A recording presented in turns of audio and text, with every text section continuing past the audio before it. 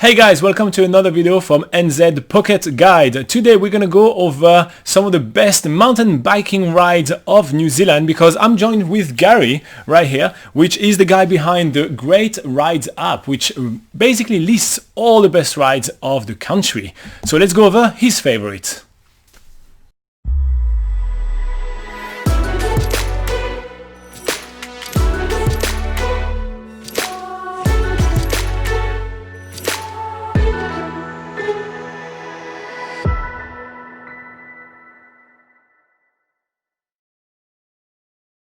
Alps to Ocean. I noticed that you wrote Alps to Ocean. You didn't put a number 2 right here. I did not. What's why?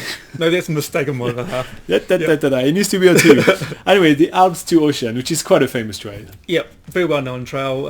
It's in the South Island, Lower South Island, and it starts in Mount Cook and finishes in Oamaru. It's the longest cycle trail in the country. Is it? Yep. Oh, that's crazy. So how long is it? It's 310 kilometres, but at the moment they're opening a new section which is getting you off. There's a small highway section which are getting you off that. So probably in about a few weeks' time it'll be slightly longer by another 5 kilometres or so. Wow. So how long does it take you to ride that long? Most people take about 5 days, Wow. between 5 and 7. Some tour companies offer a 3-day experience like the highlights. And it depends whether you're on an e-bike or not, so it just depends on whether you want to ride certain sections or the entire thing. Ideally you ride the entire thing, going from Mount Cook village in the Alps right out to the ocean in Oamaru, so you get the full experience. Nice. Some people do ocean to Alps though, they do the opposite way around. Really? And ride uphill to Mount Cook. So No, downhill. Yeah. Guys, just go downhill, start in Mount Cook and go downhill. Alright, so tell us a little bit about that trail. Where do you stay when you're doing 5 days? Do you have to pack all your food or can you just buy food along the way? Yep.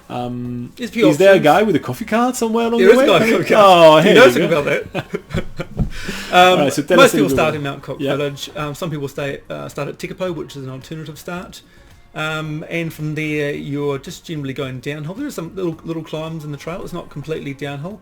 And it's a whole broad range of experiences. It's rock formations, it's hydro dams, it's canals, it's mountains, it's farmland, it's tunnels, it's railway line. It's for 5 to 7 days. It's got a lot.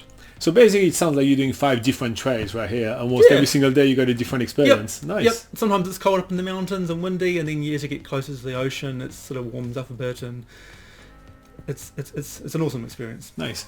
So we were just joking about a guy with a coffee cart, but that's because we do have a video on this channel right here where we do a small section of the Alps to Ocean, and in this section we literally end up in the middle of nowhere with a guy and a coffee cart there. So I feel like it's one of the most well-serviced kind of trails around. And if the guy's not working that day, there's lots of towns along the way. So whether it's Twizel or Kurau or Otamatata, there's lots of towns along the way. So you can always get your coffee fix or your wine fix along the way.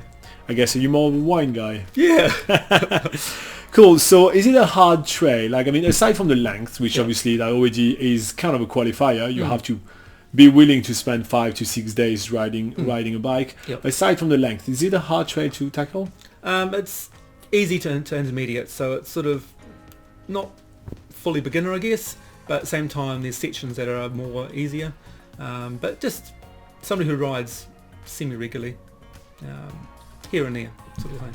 Cool. Is there places in Mount Cook where you can hire a bike, or do you have to sort that out a little bit before? Yeah, so if you organise it before, you use the app or the official trail website, and there's lots of operators. Whether you want to go guided or sort of partly guided, supported, or whether you want to just have panniers and ride it yourself the whole way with all your gear, there's lots of options.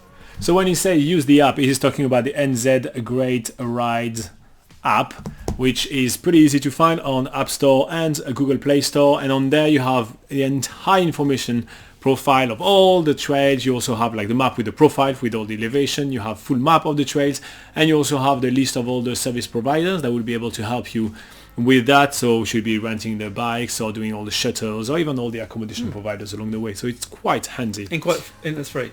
And that I think you missed that. I mean that's pretty good. So what's the perfect rider for the Alps to Ocean? Across the board. So it Yeah. could be families, it could be couples, individuals, big groups. There's lots of towns along the way. So if you've got a big group of 10 or 15 or 20, it can be easily catered for along the way. Nice. So, everyone. And is there anything else that people need to know there about the Alps to Ocean? Is there some of your highlight, maybe some activities to do along the way when you stop in some towns? Is there anything that you do enjoy? At Amarama, which is sort of a third of the way in, Yeah. halfway to third of the way in, there's the hot tubs there. So after a long day riding, have a dip there. There's also a glider operation there as well, so you can get up in the glider and fly around the countryside as another experience. So vineyards, there's lots of extras on the trail that you can do. And when you arrive in Oamaru, you can, if you arrive, before nightfall, you can head to the Blue Penguin colony and check out this awesome natural spectacle, which is those blue penguins coming back from a full day of fishing and just waddling their way back to the nest. It's quite awesome.